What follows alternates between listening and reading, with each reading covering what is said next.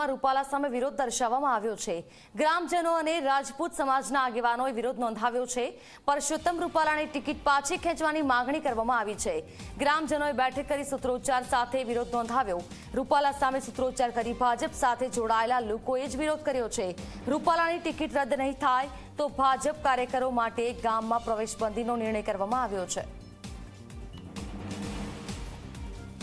समस्त ग्रामजनों मळी अने रूपालानी टिप्पणी विरुद्ध ग्रामजनोए विरोध दर्शाव्यो छे अने विरोधमां मक्कम छे अने नक्की कर्युं छे के जो सुधी टिकिट नहीं हटे अने टिकिट केन्सल नहीं करवामां आवे तो सुधी आ गाम 100% बीजेपीनुं होवा छतां बीजेपीनो विरोध करीए छीए अने बीजेपीना कोईपण कार्यकर के नेताने आ गामनी अंदर एंट्री करवामां नहीं आवे एवुं ग्रामजनो द्वारा नक्की करवामां आव्युं छे। तो पार्लामेंटरी बोर्ड झड़पीमां झड़पी निर्णय लई अने आनो निकाल लावे ये अस्तु भारत माता की जय।